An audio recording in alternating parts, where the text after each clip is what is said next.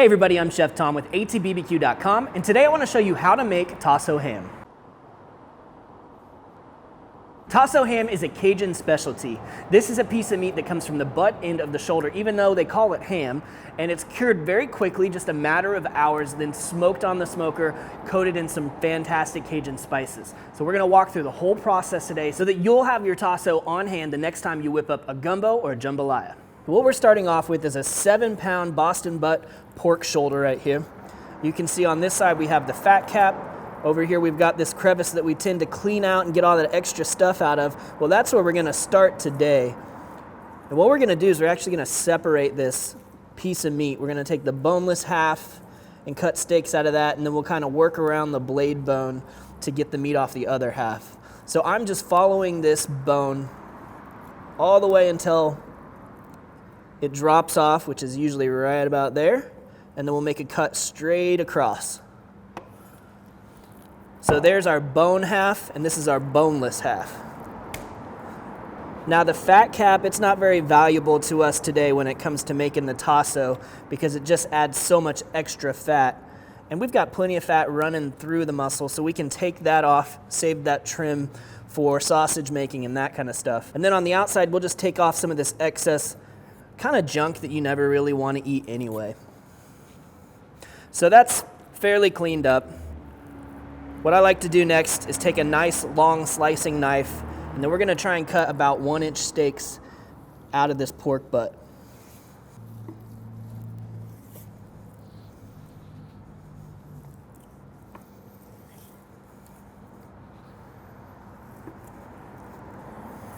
Now when it comes to the bone in half, you've got some options.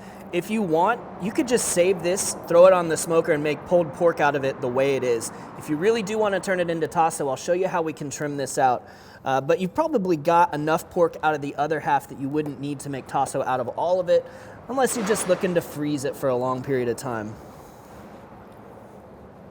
So again, we're going to take off that fat cap, and then we need to understand how exactly this blade bone sits in here. Now on this side, there's just a little flap of meat that's covering the flat side of the blade bone. So we'll cut down right along this bone right here, that flat piece of the blade bone, until we get to the end. All right, so that's kind of where that blade bone drops off, follows this line right here. Now on the other side, the shape is a little more tricky. There's going to be sort of a fin that runs in the middle of it. So you're just going to use your knife to feel your way around this blade bone.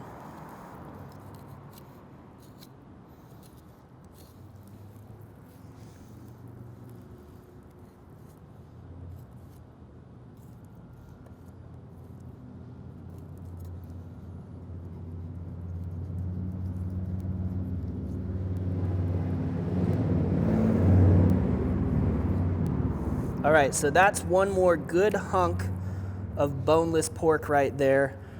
But there's one bit of pork left on the blade now. And again, this fin kind of sticks up here. It flattens out on the other side down low, so we're just gonna work right around that. And you're really just feeling on that blade bone where you're gonna make your cuts. Follow right along.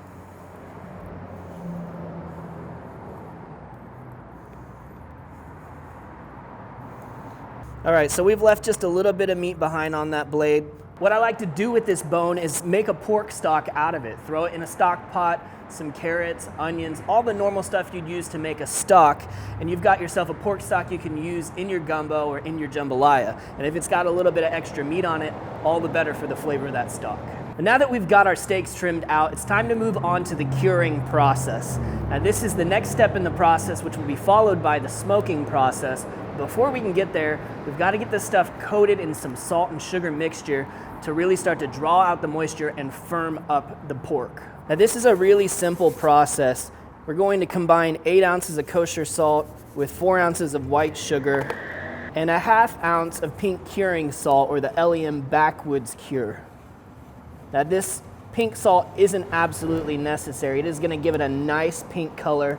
The other thing it does is helps to reduce the risk of botulism, but that risk is pretty low anyway, so if you feel like leaving it out, you're probably okay to do that. It'll mostly just affect the color. Now we're gonna be using what we call the salt box method, which means we're going to put our meat down in the cure and just dredge it in that, and then whatever sticks, that's what stays on it.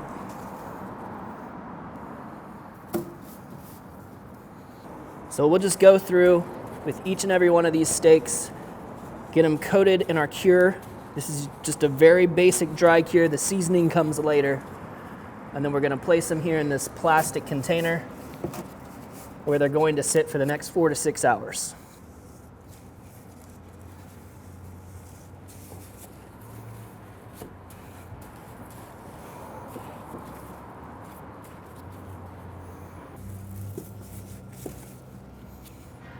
All right, so those can go just like that into the refrigerator.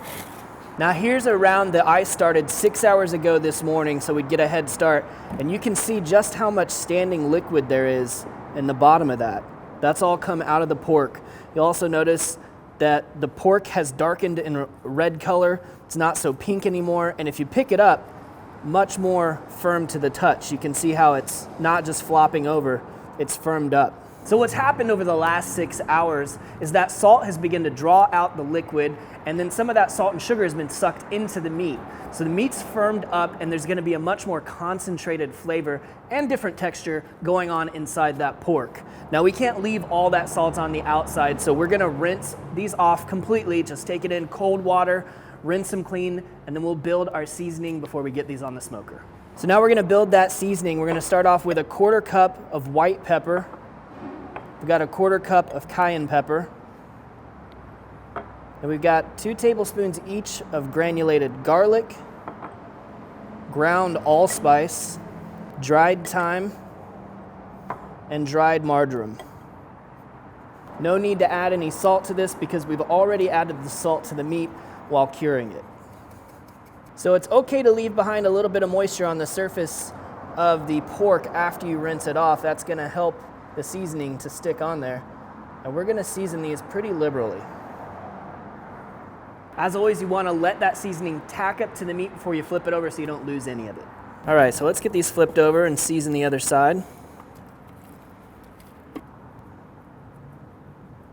Today we're smoking our Tasso ham on the Yoder Smokers YS640 pellet grill. We're running at 225 degrees set up for smoking or indirect grilling. Now these aren't gonna take a long time to smoke just because they're so thin, but probably a couple of hours here should get us to about the 150 degree internal temperature range, and that's exactly what we're going for.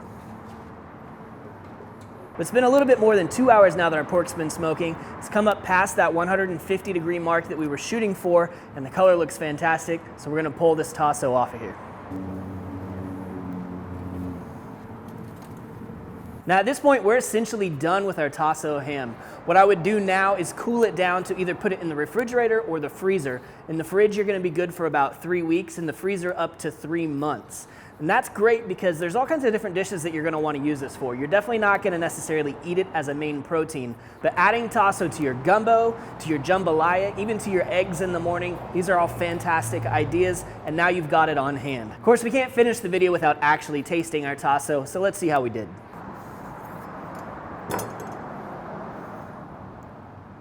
Well, it definitely looks like a cured meat, doesn't it?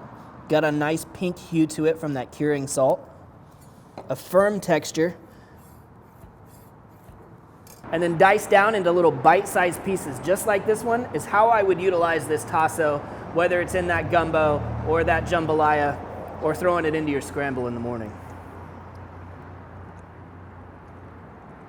Definitely salty. Woo, got a little heat kick to the outside. Great, rich Cajun herbs on the outside. That is a lot of flavor packed into one tiny little bite.